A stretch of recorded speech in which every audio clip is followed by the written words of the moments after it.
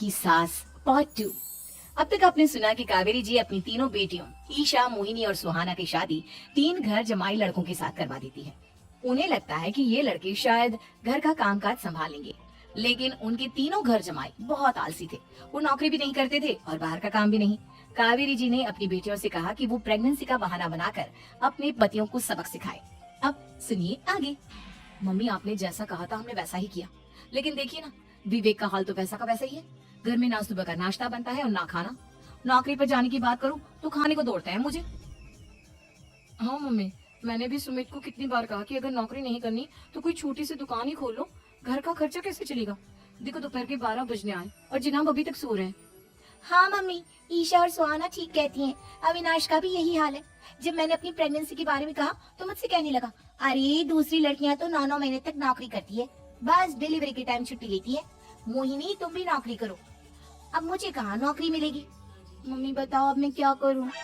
हे भगवान, क्या सोचकर घर जमाई दामाद लाई थी मैं कि मेरी बेटियां मेरे पास रहेंगी और खुश रहेंगी, लेकिन इन आलसी दामादों ने तो हमारी जिंदगी को भी प्रॉब्लम में डाल दिया है। मैं तो कहती हूँ मम्मी, हम लोग वापस अपनी जॉब पर जाना शुरू कर देते हैं। बता देते हैं इन लोगों को कि हमने प्रेगनेंसी का बहाना किया है। नहीं नहीं बेटा, ऐसी गलती भी मत करना। अगर तुमने ऐसा किया तो इन तीनों की आदत और खराब हो जाएगी। अरे आज नहीं तो कल कभी तो तुम प्रेग्नेंट होगी, तब वापस यही प्रॉब्लम आएगी। तब क्या करोगी तुम तीनों? हाँ मम्मी, आपकी बात तो बिल्कुल सही है। इन लोगों को तो सुधारना ही पड़ेगा। लेकिन कैसे? अपने बच्चों के आने की खबर सुनकर भी इन लोगों पर कोई असर नहीं हो रहा। पैसे कमाने के लिए घर से बाहर निकलना ही नहीं चाहते ये तीनों। अब मेरे दिमाग में एक प्लान आया है। तुम तीनों चिंता मत करो, उन तीनों को बुलाओ, फिर मैं बात करती हूँ। थोड़ी देर बाद कावेरी जी अपने तीनों दामादों को सामने बुलाकर अपनी बात कहना शुरू करती हैं। अविनाश, सुमित और विवेक, देखो बेटा, मैं ना तुम तीनों से बड़ा प्यार करती हूँ, इसीलिए तो तुम्हें घर जमाई बना कर रखा है मैंने। अरे मम्मी जी, सीधे सीधे कहिए ना, क्या बात है? प्यार तो हम भी आपको बहुत करते हैं। अरे मम्मी जी, आपकी इज्जत भी बहुत करते हैं। अरे भैया, आपकी जैसी सास और कमाने वाली बीवी सबको मिलती है क्या? हाँ मम्मी, विवेक और सुमित ठीक कह रहे हैं। आपकी बेटी से शादी करके मेरी तो जिंदगी ही अच्छी हो गई है।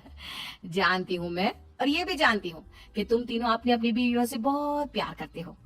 बेटा, बात ऐसी है कि हमारे कुल गुरु ने कहा है कि प्रेग्नेंट होने के बाद मेरी तीनों बेटियां शुरू के 4 महीने हमारे गांव में जाकर रहेगी, जहां मेरे चाचा जी रहते हैं। अरे लेकिन क्यों मम्मी, गांव में जाकर रहने की क्या जरूरत है इन तीनों को? वो क्या है ना बेटा, हमारे परिवार को एक श्राप है। अगर मेरी बेटियों ने यहाँ पर बच्चा पैदा करने की कोशिश की तो उनके बच्चों को कुछ भी हो सकता है।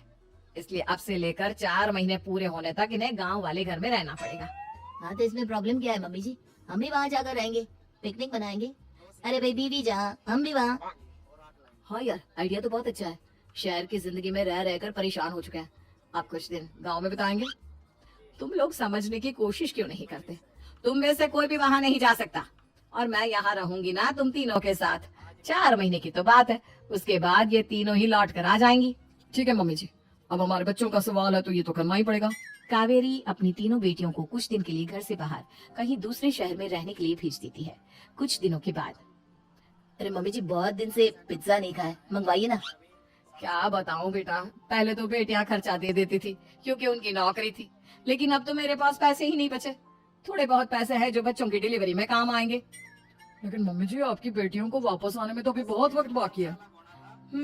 वही सोच सोच कर परेशान हो रही हूँ। सोच रही हूँ कल से दूध भी बंद करवा देती हूँ। अब दूध वाले को देने के लिए पैसे भी तो नहीं है ना।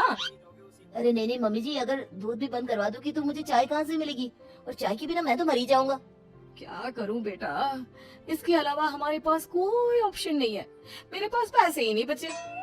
इस तरह कावेरी जी धीरे धीरे अपने तीनों दामादों को पैसे देना बंद कर देती हैं और घर में खाने पीने की चीजें लाना भी बंद कर देती है।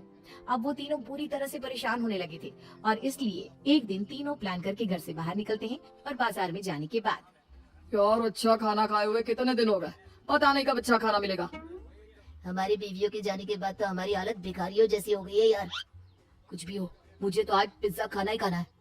जेब में 1 रुपया नहीं और पिज्जा खाएगा, कहाँ से आएंगे पैसे? अरे देख, वहाँ सामने बोर्ड पर क्या लिखा हुआ है, कंप्यूटर पर काम करने के लिए एक आदमी की आवश्यकता है। भाई मैं तो जा रहा हूँ, काम करूंगा और शाम तक पैसे लाकर आराम से पिज्जा खाऊंगा। जा जा, तुझे कोई काम नहीं देने वाला, हम तो घर जा रहे हैं। चल भाई सुमित। सुमित और अविनाश वहां से चले जाते हैं और विवेक उस कंप्यूटर शॉप पर सारा दिन काम करके 5,000 रुपए कमाकर घर लौट कर आता है और अपने खाने के लिए अच्छी अच्छी चीजें भी लेकर आता है। ये देखकर विवेक और सुमित के दिल में भी कुछ पैसे कमाने की इच्छा जागती है। अरे सुबह सुबह कहाँ चल दिए तुम? मम्मी जी एक बहुत अच्छी जगह मिली है। कंप्यूटर पर काम करने के 5,000 मिले थे कल मुझे। अगर रोज काम करूंगा तो पूरे 40,000 की तनख्वाह। अरे वाह, ये तो बहुत अच्छी बात है दामाद जी, आपको जाना ही चाहिए। सुमित और अविनाश विवेक को इस तरह तरक्की करते देखकर परेशान हो जाते हैं और वो दोनों भी काम की तलाश में निकल पड़ते हैं। धीरे धीरे उन दोनों को भी काम मिल जाता है। अब कावेरी के तीनों दामाद छोटी मोटी नौकरी करके अच्छा पैसा कमाने लगे थे। एक दिन कावेरी उन्हें अपने पास बुलाती है। अरे वाह, विवेक 40,000 कमा लेता है, अविनाश 60,000 और सुमित तुम भी 40,000 के आसपास कमा ही लेते हो। कुल मिलाकर तुम अच्छे खासे पैसे कमा रहे हो बेटा। हाँ मम्मी जी, बहुत मजा आता है जब महीने के एंड में मोटी रकम हाथ में आती है। पूछिए मत मम्मी जी, घर में रहकर रोटी बना बना कर और तो जैसा महसूस होने लगा था मुझे तो। हाँ बेटा, तुम तीनों की बात तो बिल्कुल ठीक है।